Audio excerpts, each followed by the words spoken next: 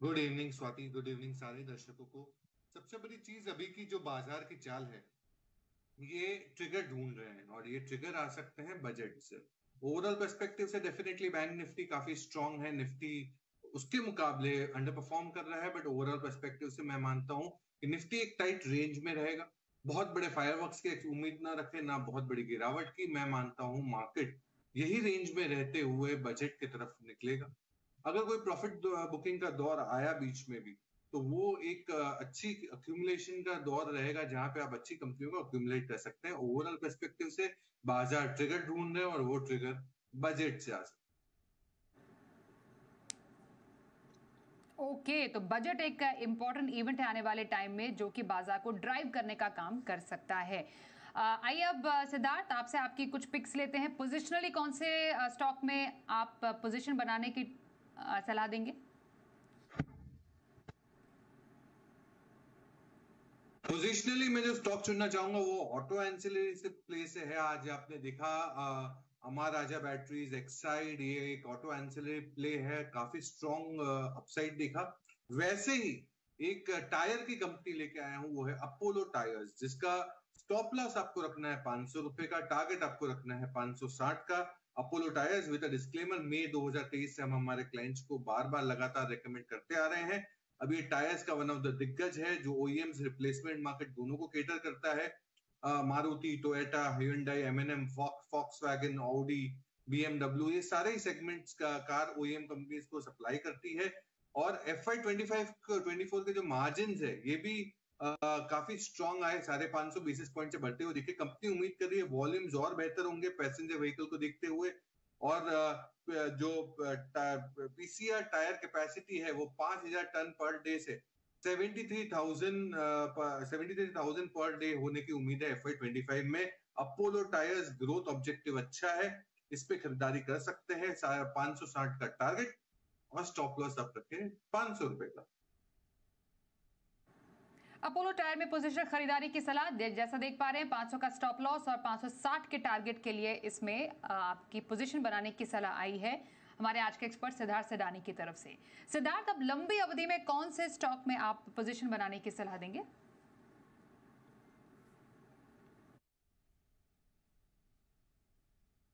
लंबी अवधि के लिए मैं छोटे मझोले बैंक पे जाना चाहूंगा, मिड कैप टायर बैंक पे, और वो है करूर वैश्य बैंक, KVB। इस पे खरीदारी की राय है। क्लोजिंग करीबन 207 के करीब रहा होगा। विद डिस्क्लेमर, काफी समय मतलब करीबन 4-5 सालों से हम इसे रेकमेंड करते आ रहे हैं लगातार बार बार। अब इस पे आपको टारगेट क्या रखना है? टारगेट आपको रखना है 235 रुपए का, 235 का। तमिलनाडु बेस्ड बैंक है, करीबन 73,000 करोड़ के आसपास के लोन बुक है। एनआईआई जो चौथे तिमाही के अच्छे रहे, करीबन 11% से बढ़ते हुए दिखे, मुनाफा 35% से बढ़ते हुए दिखा। और एडवांसेस छोटे मझोले बैंक के मुकाबले काफी अच्छा दिखा गया है, 16% के एडवांसेस दिखे गए हैं। अब ये इसके जो मेन पॉजिटिव्स है वो है strong growth in commercial and retail segment, साथ ही साथ एसेट क्वालिटी को इंप्रूव करने की योजना। और NIMS, net interest margin, sustainable दिख रहे हैं अबाउ 4%। जीएनपी भी काफी कंट्रोल्ड में है। और एक आंकड़ा जो कहते हैं रिटर्न ऑन एसेट्स, ये काफी इंपॉर्टेंट रहता है बैंकों के लिए, तो 1.6% के करीब रह सकते हैं रिटर्न ऑन एसेट्स। KVB, इस पे खरीदारी कर सकते हैं लंबे समय के लिए। 235 का टारगेट। 235 के टारगेट के लिए करूर वैश्य बैंक में लंबी अवधि की खरीदारी की सलाह आई है सिद्धार्थ सडानी की ओर से। और इसी के साथ पहले कॉलर से भी बात कर ले। हमारे साथ हर्षल जी हैं, नमस्कार, बताइए, स्वागत करते हैं आपका, क्या सवाल है? नमस्कार मैम, नमस्कार सर। मेरे पास जेजी केमिकल्स 1310 क्वांटिटी है, 241 के एवरेज प्राइस पे। और दूसरा मैप माई इंडिया है, 38 क्वांटिटी, 2688 के एवरेज प्राइस से। ओके, आप बताएंगे व्यू कब तक का रख रहे हैं आप दोनों ही स्टॉक्स में? अच्छा, एक और स्टॉक है क्या? फिर से बताइए। जेजी केमिकल्स और मैप माई इंडिया है। अच्छा, ठीक है ठीक है। और कब तक के लिए लॉन्ग टर्म का नजरिया? नहीं, 6 महीने का। 6 महीने का, ओके, 6 मंथ के लिए जेजी केमिकल और मैप माई इंडिया। कैसे रखते हैं आपको ये स्टॉक्स सिद्धार्थ? देखिए केमिकल स्पेस तो मुझे काफी अच्छा लग रहा है, तो जेबी केमिकल भी आप रख सकते हैं और इसमें भी आप बने रह सकते हैं, क्योंकि ओवरऑल पर्सपेक्टिव से हम मानते हैं कि ये पूरा ही समूह चाइना पे बहुत डिपेंडेंट है, क्योंकि चाइना बहुत बड़ा एक्सपोर्टर है। बट ओवरऑल आपको 3 से 6 महीने का जरूर टाइम देना चाहिए। दूसरी कंपनी में मिस कर गया, स्वाति अगर आप रिपीट करें। Map my India. Map my India.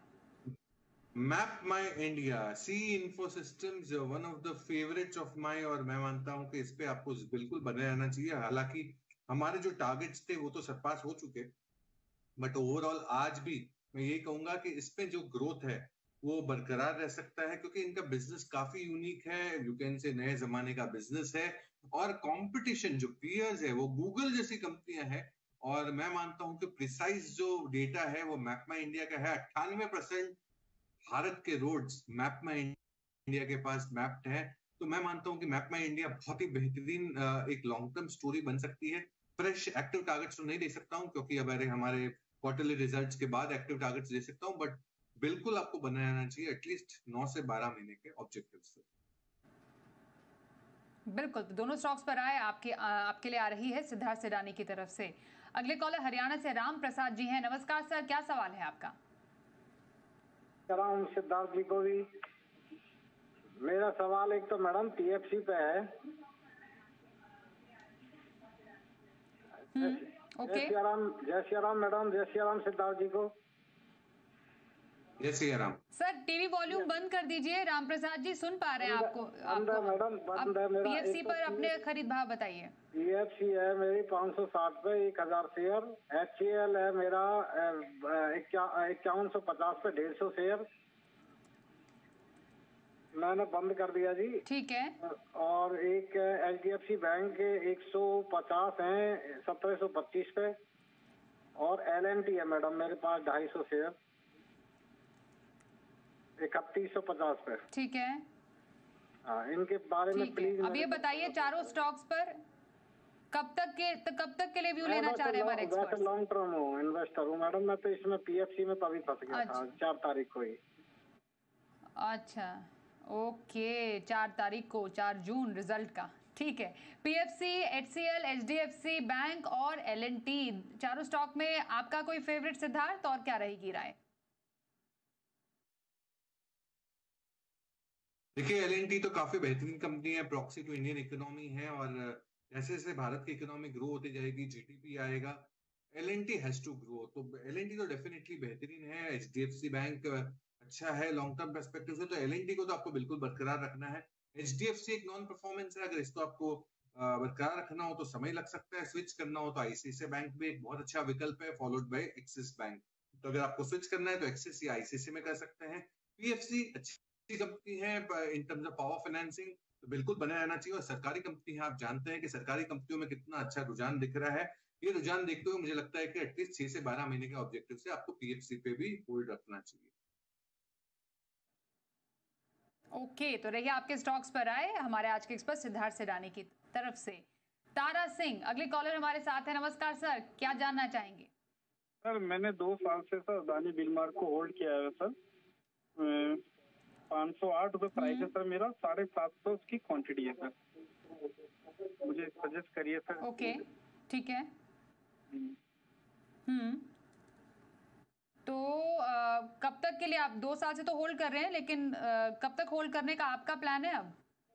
हाँ मैडम, मैं ये जानना चाहता हूँ इसमें है फ्यूचर मैडम, या मुझे एग्जिट करके लॉस करके बाहर आना है? 508 की इनकी बाइंग रही है अदानी बिलबर पर। सिद्धार्थ फिलहाल क्या राय रहेगी, लॉस बुक करें या फिर इंतजार करें?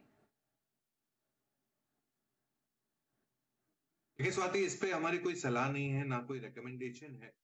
और मैं मानता हूं कि ये पूरे समूह में मुझे अदानी पोर्ट्स मतलब रिलेटिवली बेहतर है, उस पर भी हमारी कोई कवरेज नहीं है, ना कोई रिपोर्ट है। बट मैं यही कहूंगा कि इतना बड़ा नुकसान बांधने से अच्छा थोड़ा इंतजार कर ले 3 महीने का, और उसके बाद आप आगे बढ़े। क्योंकि मैं बहुत ज्यादा थ्रो लाइट नहीं कर पाऊंगा इस स्टॉक के फंडामेंटल्स पे, क्योंकि मैं कवर नहीं करता हूँ। बट 3 महीने के लिए होल्ड करे, वेट एंड वॉच करे और देन एक्शन करे। ओके, कम से कम 3 महीने आप इंतजार कीजिए, लेवल्स को ट्रैक कीजिए और उसके बाद कुछ स्ट्रैटेजी आप अपना सकते हैं अपने स्टॉक पर। अगले कॉलर महाराष्ट्र से गणेश जी इस वक्त हमारे साथ है। नमस्कार, क्या सवाल है सर आपका? हेलो जी नमस्कार सर, सवाल पूछिए।